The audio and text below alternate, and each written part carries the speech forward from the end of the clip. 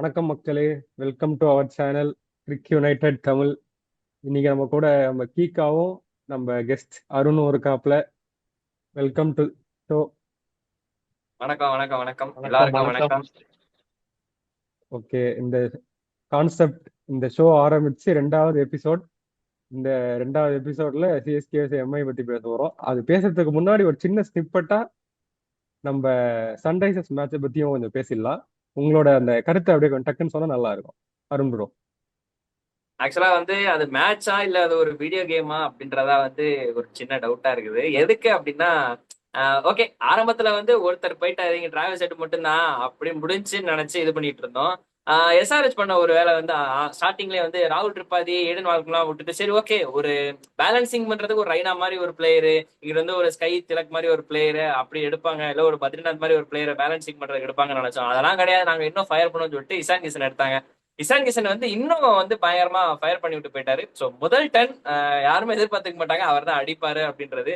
வேற level innings. But அதுக்கேத்த மாதிரி ஆர்ஆர் கொஞ்சம் ரெஸ்பான்ஸ் பண்ணிட்டு இருக்கலாம். பட் மத்தபடி எஸ்ஆர்எச் ஸ்டாப் பண்றதுக்கு ஒண்ணு அவங்கள சேஸ் பண்ண விடணும், இல்ல அவங்கள ஒட்டுமொத்தமா 200 ஆல் அவுட் பண்ண 200 ஆமா ஓகே 200 220 ஆல் அவுட் பண்ணா அவன் நீதான் வீரன் அப்படின்னு சொல்ற மாதிரி மீன் போடுவாங்க. இதுக்கப்புறம் அதான் நடந்துகிட்டு இருக்கு இப்போதைக்கு. மேட்ச் ஓகே தான் ப்ரோ, மஜாவா இருந்துச்சு. அடுத்து கீக்கா ப்ரோ.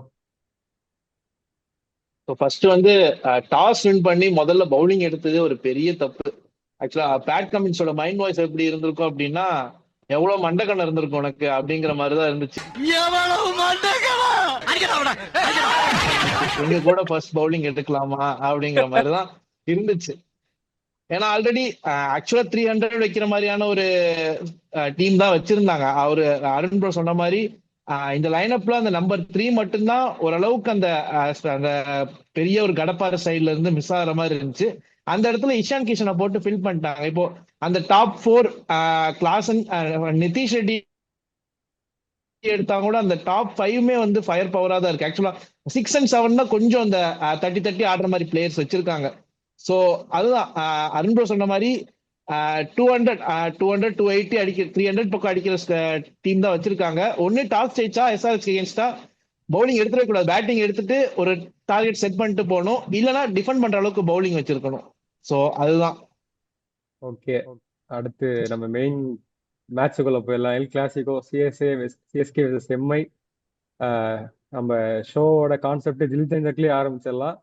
அருண் ப்ரோ, ஜில் ஜங் ஜக் பிளேயர். ஜில் ஜங் ஜக் ஜில்லுனா ஒரு தரமான பிளேயர் தானே. ஆக்சுவலா பண்ண சம்பவம் அந்த மாதிரி தானே. ஓகே, ஜில்லுனா நிறைய பேர் வருவாங்களே ப்ரோ. இன்னைக்கு யார சொல்றது, ஆக்சுவலா நிறைய பேர் இம்ப்ரெஸ் பண்ணிட்டாங்க. ஒரு நூர் அகமது, ஒரு கலீல் அகமது பிரதர்ஸ், அவங்கள அப்படியே வச்சுக்கலாம். நல்லா இருக்கு அவங்களுக்கு பேரு, டோலு போல் மாதிரி அகமது பிரதர்ஸ், நல்லா இருக்குது அவங்க பேரு. சோ அந்த அகமது பிரதர்ஸ் சீரியஸ்லி எல்லாரையுமே சர்ப்ரைஸ் பண்ணிட்டாங்க. யாரா நீங்களாம் ஆக்சுவலா எப்படி சொல்றது, கிட்டத்தட்ட இவரு நம்ம யாரு அகமதுலாம் பிளேயிங் லெவல்லே வருவாரா அப்படின்றது தெரியாம இருந்தது. ஆனா முதல் மேட்சே கலீல் அகமது சொல்றாங்க, முதல் மேட்சை எடுத்துட்டு சர்ப்ரைஸ் பண்ணாங்க பெருசா. அது யாருமே எதிர்பார்க்கல. ரெண்டாவது நூர் அகமது, ஓகே அவர் ஆல்ரெடி ஜேஎஸ்கேக்கு நிறைய சம்பவம் பண்ணியிருக்காரு.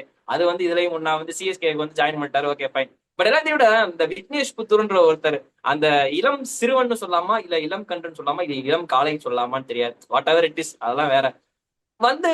ஆக்சுவலா அவர் ஒரு மினி குல்தீப் யாதவ் வெர்ஷன் சொல்லலாம். டிஒய் பாட்டில் ஸ்டேடியம்ல நடந்த இந்த ஒரு டொமஸ்டிக் மேட்ச் நடந்ததுன்னு நினைக்கிறேன். அதுலயுமே பயங்கரமா பெர்ஃபார்ம் பண்ணியிருந்தாரு. சோ அதுல ஒரு சிலரா நோட் பண்ணப்பட்டார். அண்ட் அதுல முக்கியமா மும்பை இந்தியன்ஸ் வழக்கம் போல தட்டி தூக்கிட்டாங்க. அந்த ஒரு மீம் டெம்ப்ளேட்டருமே சர்க்கார் பட மீம் டெம்ப்ளேட், தெரியாத பிளேயர் எல்லாம் எடுத்திருக்காங்க அப்படின்னு. தெரியாத பிளேயரை தெரிய வைக்கிறதெல்லாம் நான் ஸ்பெஷலிஸ்ட் அப்படின்ற மாதிரி வழக்கம் போல மும்பை என்ன பண்ணுவாங்களோ செஞ்சுட்டாங்க. மேட்ச் வேணா கைவிட்டு போயிருக்கலாம், ஆனா இருந்தாலும் அவங்களோட வேலையை அவங்க டீசெண்டா மறுபடியும் ஒரு பிளேயரை பூம் பண்ணி விட்டாங்க. அப்புறம் வேற ஜில் ஜங்னா என்ன மீனிங் ப்ரோ? ஆவரேஜ். ஆவரேஜா? ஓகே, ஆவரேஜ் இந்த ஆவரேஜ் ஆவரேஜ் ஆவரேஜ்னா யாரா சொல்றது, ஆவரேஜ் சொல்ற மாதிரி ஆக்சுவலா நான் ஸ்கைய சொல்லலாம்னு நினைக்கிறேன். ஸ்கை இல்ல திலக் திலக் கூட சொல்லக்கூடாது, ஓகே ஸ்கை சொல்லலாம். ஏன்னா மனுஷன் கொஞ்சம் பொறுப்படுத்தி இன்னும் கொஞ்சம் ஆடி இருந்திருக்கலாம் அப்படின்னு. ஓகே அவருக்கு இருந்த பிரஷர், ஏன்னா திலக் வர்மா இவர் இருந்ததை விட திலக் வர்மா இன்னும் பிரஷர்ல இருந்தாரு. அவர் ஏதோ கடைசியா கொஞ்சம் இழுத்து இழுத்து இழுத்து கொண்டு வந்தாரு. சோ அதுமே பாக்குறதுக்கு நல்லா இருந்தது. அண்ட் அதே மாதிரி ஜில்லுல தீபக் சேகரையும் சேர்த்துக்கலாம்னு நினைக்கிறேன். ஏன்னா மனுஷன் என்னடா ஏன் வீட்டு கண்டுபிட்டி என்னோட மல்லு கட்டி அதான். ஏன் மார்பில் முட்டு தடி கண்மணி அப்படின்ற மாதிரி அந்த மாதிரியான பெர்ஃபார்மன்ஸ் அவரை ஜில்லு நான் சேர்த்துக்கிறேன். பட் ஜில் ஜங்க்ல வந்து இவரை மட்டும் தான் நான் சேர்க்கிற மாதிரி இருக்கும். Tilak Varma okay bro. Full and full is pressure. Robin மின்ஸை குறைய சொல்ல முடியாது, நியூ பிளேயரு அண்ட் ஒரு சிறுவன் தான், இப்பதான் வந்திருக்கிறாரு. அது மட்டும் இல்லாம கீழே அதுக்கு மேல வந்து நம்மன்தீர் அவருமே வந்து முடிஞ்சளவு போராடினாரு. பட் எனக்கு தெரிஞ்சு ஸ்கை கொஞ்சம் பொறுப்பா எடுத்திருந்திருக்கலாம். ஜில் ஜங் ஜங் ஜஜங் அது அடுத்து ஜக் லாஸ்ட் ஜக் போர் பெர்ஃபார்மன்ஸ் ஜக்னா ஒஸ்ட் ஒஸ்ட்னு யார சொல்ற? நல்ல நல்ல வழக்கம் பேரா போல ஒண்ணு சொல்லி அடி அடி வாங்குற அளவுக்கு பண்ணி விட்டா எப்படி? எம்ஐலயே முதல்ல ஒருத்தர் அதான் ஆரம்பிச்சாரு. அடிக்கிற மாதிரிதான். இல்ல எப்படி இதை நான் சொல்ல போறது, எல்லாருமே அடிக்கதான் போறாங்க. நன்னதர் நம்ம ஹிட்மேன் ரோஹித் சர்மா தலைவர் வந்து என்ன ஆகும்னே தெரியாது. மும்பை இந்தியன்ஸுக்கும் சரி இல்ல ஹிட்மேனுக்கும் சரி முதல் மேட்ச் எப்பயுமே நாங்க சாமிக்கு விடுவோம் அப்படின்ற மாதிரி ஒவ்வொருத்தரையுமே வந்து பண்ணிக்கிட்டு இருக்கிறாங்க. 13வது வருடமா தொடர்ச்சியா முதல் மேட்ச் தோத்து வி ஆர் ப்ரௌட் அப்படின்னு சொல்லிட்டுமே வந்து ஒருத்தர் பயங்கரமா ஸ்டேட்டஸ் எல்லாம் போட்டிருந்தாரு. அதையுமே நான் பார்த்திருந்தேன். பட் எல்லாத்தையுமே தாண்டி okay, always any days he is Mumbai Indians. They are Mumbai Indians, they are கடப்பாறை. பட் எனக்கு தெரிஞ்சு ரோஹித் சர்மா ஒரு தரமான ஒரு சாம்பியன் ட்ராஃபி ஆடினாரு. அதை முடிச்சுட்டு இப்படி எதிர்பார்க்கவே இல்லை அப்படின்ற மாதிரி இருக்குது. சோ என்னை பொறுத்த வரைக்கும் அவர் தான் ஜஜங். கீகா ஜில் ஜக். ஸோ நான் ஜில்ல வந்து 150 தான் சொல்லணும் அப்படின்னு வச்சிருந்தேன். ஸோ ஓகே, நான் வந்து 2 பிளேயர் சூஸ் பண்றேன். விக்னேஷ் புத்தூரும் நல்லா பெர்ஃபார்ம் பண்ணியிருந்தாரு. ஸோ ஒரு மும்பை இந்தியன் ஃபேனா நான் அந்த சைடும் விக்னேஷ் புத்தூர் சைடும் அங்க ஒரு சாயிறேன். குத்து இங்க ஒரு பட் குத்து. ஏனில ஒரு குத்து, தென்னை மரத்துல ஒரு குத்து. ஸோ ஆனா நியாயமா சொல்லணும் அப்படின்னா 150 ஸ்பெல் தான் கேமை சேஞ்ச் பண்ணி விட்டுச்சு. ஸோ அப்படின்னு சொல்லலாம். இன்னொரு விஷயம், அதை விட இன்னொரு ஜில் மூமெண்ட் அப்படின்னா ஆப்ஷன்ல சிஎஸ்கே வந்து அந்த 5 crore இருந்து ஆர்டிஎம் ஜிடி யூஸ் பண்ண உடனே இப்படி கையை தூக்கி 10 அப்படின்னு காமிச்சாரு ஸ்டீஃபன் பிளமிங். ஸோ அதுதான் வந்து ஜில் மூமெண்ட். அந்த ஃபர்ஸ்ட் கேம்லயே வந்து அவரோட இம்பாக்ட் என்ன அப்படின்னு தெரிஞ்சிருச்சு. ஸோ ஜங் வந்து ஜில் வந்து 2 பிளேயர். ஜங் வந்து சூரியகுமார் யாதவ் தான், அருண் ப்ரோ சொன்ன மாதிரி. So okay, performance okay. கொஞ்சம் இந்த ஸ்ட்ரகிள்ல இருக்கும்போது ஒரு நல்ல பார்ட்னர்ஷிப் வந்துச்சு திலக் வர்மா கூட. பட் இன்னும் கொஞ்சம் எடுத்துட்டு போயிருக்கலாம். ஏன்னா கேம் வந்து லாஸ்ட் ஓவர் முடிவு போயிருச்சு, லாஸ்ட் ஓவர் முடிவு ஃபைட் பண்ணாங்க. ஸோ அந்த கேப்டன்ஷிப்க்கு வேண்டி அந்த ஒரு ஆவரேஜ் பெர்ஃபார்மன்ஸ்ல வந்து சேர்க்கலாம். ஸோ அதுவும் இன்க்ளூட் பண்ணணும். அண்ட் ஓவராலா அவரு கொஞ்சம் கேம் எடுத்துட்டு போயிருந்தாரு அப்படின்னா ஒரு 160+ தாண்டி இருப்பாங்க. இன்னும் கொஞ்சம் சிஎஸ்கேக்கு ஒரு ஃபைட்டிங்கா இருந்திருக்கும். ஸோ என்னுடைய ஜங்க் பிளேயர் வந்து சூரியகுமார் யாதவ். அண்ட் ஜக்கு வந்து அவர் சொன்ன மாதிரி ஆப்வியஸ்லி ரோஹித் சர்மா ஃபேன் தான். பட் சொல்லிதான் ஆகணும், ரோஹித் சர்மா தான் ஒரு நல்ல ஃபார்ம்ல சாம்பியன்ஸ் ட்ராஃபில இருந்து வராரு. அண்ட் அவருக்கு T20ல ப்ரெஷரும் இல்லை, இனி நேஷனல் சைடுக்கும் வரப்போறது இல்லை. T20ல இருந்து ரிட்டையர்ட் ஆயிட்டாரு, ஜாலியா ஆடலாம். பட் என்ன ஆச்சுன்னு தெரியல. பட் ஓகே, ஃபர்ஸ்ட் மேட்ச் மும்பையும் சரி ரோஹித் சர்மாவும் சரி சாமிக்கு விட்டாங்க. ஸோ இருங்க பாய், கம்பேக் கொடுப்போம் அப்படிங்கிற மாதிரி அடுத்த சில மேட்சஸ்ல கம்பேக் தரலாம். ஸோ அதுக்காக வெயிட் பண்ணிட்டு இருக்கேன். அடுத்த கொஸ்டினுக்கு அப்படியே போயிடுவோம். அடுத்தது நம்ம எம்ஐ ஃபர்ஸ்ட் இன்னிங்ஸை பத்தி பேசிட்டோம், சிஎஸ்கே செகண்ட் இன்னிங்ஸை பத்தி பேசல. 2 பேரோட இன்னிங்ஸ் வந்து ரொம்ப முக்கியமான பார்க்கப்படுது. ஒன்னு ருத்துவோட குயிக் ஃபயர் இன்னிங்ஸ், இன்னொன்னு ரச்சின் ரவீந்திராவோட ஆங்கரிங் இன்னிங்ஸ். ஸோ இதை பத்தி நீங்க என்ன நினைக்கிறீங்க அருண் ப்ரோ? ஆக்சுவலா வந்து எல்லா மேட்ச்லயுமே சின்ஸ் ஒரு ருத்ராஜுக்கு வந்து ஒரு 2020 போலான்னு நினைக்கிறேன். 2020 வந்து ருத்ராஜ் கடைசி 3 மேட்ச் ஆடினார் அந்த கோவிட் டைம்ல. 20 கடைசி 3 மேட்ச் ஆடினாரு, 3 50 அடிச்சாரு. 21 வந்து ஒரு ஓப்பனரா அதுக்கப்புறம் வந்து உள்ள வந்து மிகப்பெரிய ஒரு நானும் இருக்கிறேன் அப்படின்னு சொல்லிட்டு அவருக்கு ஒரு பிரைட் லைட் ஒன்று உண்டாச்சு. 2023 2024 ரெண்டுமே வந்து வழக்கமான ஒரு ருத்ராஜ் வந்து நம்ம பார்க்கல. ஓகே, ஆப்வியஸ்லி வந்து ஈஸர் 2023 2023 வந்து அவர் தான் ஒரு ஆரஞ்சு கேப் ஹோல்டராகவே இருக்கிறாரு. பட் ஓகே, இருந்தாலும் 2024 வந்து ஒரு அந்த நம்ம பார்த்த ருத்ராஜ் இல்ல.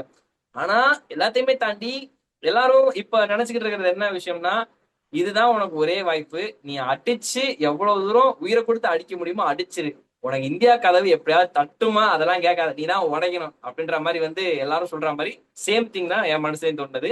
முடிஞ்ச அளவுக்கு எவ்வளவு அடிக்க முடியுமோ அடிங்க ருத்து, இந்தியா கதவு வந்து உங்களுக்கு திறக்காது, நீங்க தான் உடச்சு தகர்த்தணும் அப்படின்ற மாதிரி தான் இருக்கு. ஸோ அந்த ஒரு கொலை வெளியில தான் மனுஷன் வந்து இன்னும் ஆட்டம் ஆடி இருக்காரு அப்படின்றது வந்து எனக்கு தோணுது. அண்ட் அதுக்கப்புறம் வந்து ரச்சின் வந்து ஒரு சைடு ப்ரெஷர் ஆயிட்டாரு அப்படின்னு சொல்லி தான் நினைச்சேன். 31 37 இருந்து அந்த இடத்துல இருந்தா மனுஷன் ஆக்சலரேட் பண்ண ஆரம்பிச்சாரு.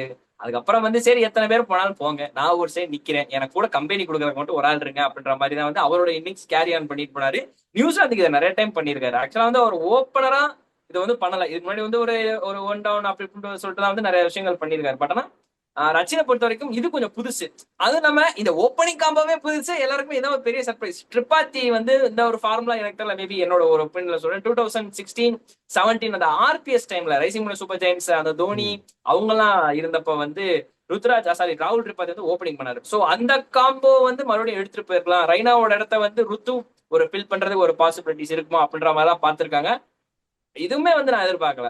பட் நல்லா இருந்தது. ஆக்சுவலா ஆக்சுவலா எல்லாரும் எதிர்பார்த்தது வந்து ருத்துவும் ரச்சின் ரவீந்திரா வேணா ஓபன் பண்ணிடுவாங்க, திரிபாத்தி வந்து ஒரு ஒன் டவுன் ஆடுவாரு, அந்த மாதிரி போவோம்னு அதேதான் எதிர்பார்த்ததுதான். அதேதான் சாட்சா நானும் அதேதான் வந்து யோசிச்சுக்கிட்டு இருந்தேன். பட் ஆனா அதை சொன்னோடனே என்னது இந்த ஸ்பீடோட மீம் வாட் வாட் அதுதான். அப்படின்ற மாதிரி எல்லாருக்குமே எனக்குமே தோண ஆரம்பிச்சிருச்சு. பட் ஓகே, ரெண்டு பேருமே ஒரு சைடு வந்து ஒரு நெருப்பு மாதிரி ஒரு இன்னிங்ஸ், இன்னொரு சைடு வந்து ஒரு ஐஸ் மாதிரி இன்னிங்ஸ். ஸோ மொத்தத்துக்கு ஓகே சாட்டிஸ்ஃபைட் ப்ரோ, அவ்வளவுதான்.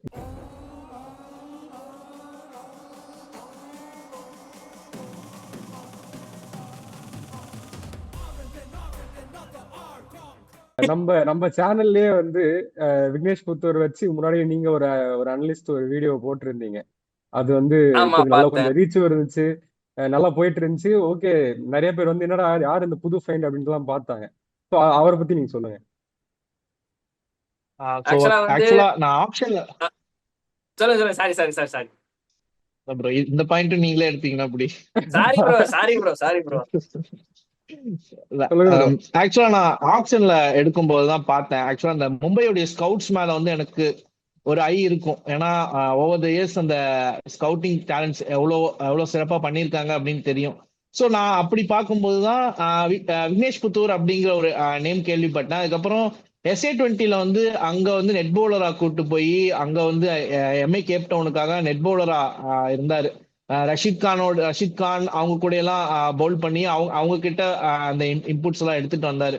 ஸோ அப்படிங்கும்போது ரீசெண்டா ஒரு லாஸ்ட் ஒரு ஒன் வீக் முன்னாடி ஒரு ஒரு சின்ன நியூஸ், ஒரு ஏதோ ஒரு ஆர்டிக்கல்ல படிச்சேன். டெபியூ ஆக சான்ஸ் இருக்கு அப்படிங்கிற மாதிரி. நல்லா மிஸ்ட்ரி ஸ்பின் போடுவாரு. அண்ட் ஒரு சைனாமேன் பவுலர்ஸ் வந்து வேர்ல்ட் கிரிக்கெட்ல ரொம்ப ரேர். இப்போ வந்து வேர்ல்ட் கிரிக்கெட்ல பெரிய சைனாமேன் பவுலர்ஸ்னா குல்தீப் யாதவ், ஷம்ஷி தான் சொல்லுவோம். ஸோ அதுக்கப்புறம் ஒரு இந்தியால இருக்காங்க, பட் ஒரு வெளியே வரல அப்படிங்கிற மாதிரி சொல்லும். ஸோ இல்ல, இன்னொரு விஷயம், எப்பவுமே 13 வருஷமா ஃபர்ஸ்ட் மேட்ச் தோத்துட்டு தான் இருக்கும். ஸோ எங்களுக்கு அது ஒரு பெரிய வருத்தமாவே தெரியல. கம்பேக் வந்துரும் அப்படிங்கிற நம்பிக்கையில தான் இருக்கும், ஜாலியா தான் இருக்கும். Okay bro. அருண் ப்ரோ, ஜாலியா தான். கடைசி ஃபைனல் நீங்க சிஎஸ்கே எம்ஐ எப்படி இருந்துச்சு டோட்டல்? ஆக்சுவலா வந்து ஒரு சினிமா டேர்ம்ஸ்ல சொல்லணும்னா ஒரு ஸ்பைசி பாப்கார்ன்ல லைட்டா பட்டரை ஊத்தி கொடுத்து கடைசியா வந்து அதை மொத்தமா சாப்பிட்டு முடிச்சு கடைசியா வயிறு எப்படி எரியுமோ அது மாதிரி இருந்தது. ஏன்னா ஸ்டார்டிங் ஒரு செம்ம ஸ்பைசியா போயிட்டு இருந்தது. நடுவுல வந்து எம்ஐ வந்து அப்படியே லைட்டா வெண்ணெய் ஊத்தி தடவி விட்டாங்க. விக்கெட்டுக்கு மேல விக்கெட்டா எடுத்து இல்ல விட்டு மொத்தமா எல்லாருமே வந்து செம்ம ப்ரெஷர் போட்டாங்க. சீரியஸ்லி அது மிகப்பெரிய ஒரு விஷயம். கடைசியா வந்து வழக்கம் போல கடைசி மேட்ச் கடைசி ஒரு பால் வரைக்கும் எடுத்துட்டு போயிட்டாங்க. எல்லாமே நடந்துச்சு. அவ்வளவுதான். ஒரு ஸ்பைசி பட்டர் வித் வயிற்றுச்சலோட மேட்ச் முடிஞ்சது ப்ரோ. நல்லா இருந்துச்சு பாக்குறதுக்கு. Okay, giga bro. எனக்கு வந்து எப்படின்னா, சோ நேத்து மேட்ச் வந்து ஆர்சிபி வர்சஸ் கேகேஆர் வந்து பெரிய ஸ்கோர், ஒரு 171 பேட்டிங் ஃப்ரெண்ட்லியா போச்சு. SRH ராஜஸ்தான் ராயல்ஸும் அப்படிதான் போச்சு. பட் சிஎஸ்கே எம்ஐ ஆடும்போது எப்பவுமே அந்த லோ ஸ்கோர் த்ரில்லர் தான். இதாண்டா கிரிக்கெட் அப்படிங்கிற மாதிரி, அவ்வளவுதான் முடிஞ்சு. இதுதாண்டா கிரிக்கெட் அப்படிங்கிற மாதிரி காட்டியிருக்காங்க. Okay bro. ஓகே, இத்துடன் இந்த வீடியோ நம்ம முடித்துக் கொள்ளலாம். ஏன்னா இதுவே நம்ம ரொம்ப நேரம் பேசுற மாதிரி தோணுது. இவ்வளவு நேரம் வந்து எடுக்கிறதே பெரிய விஷயம் தான். அதை கட் பண்ணி போட்டுறதுக்குள்ள விடிஞ்சிரும். அதனால அடுத்த ரிவ்யூல சந்திப்போம். இந்த ஷோக்கு வந்ததுக்கு மிக்க நன்றி அருண் ப்ரோ. நன்றி கீகா. தேங்க்யூ வாய்ப்பு கொடுத்ததுக்கு நன்றி. அவ்வளவுதான். Thank you so much. நன்றி, தேங்க்யூ. அடுத்த ரிவ்யூல சந்திப்போம் தேங்க்யூ. மக்களே. இத்துடன் விடைபெறுவது கோகுல். நன்றி. Thank you.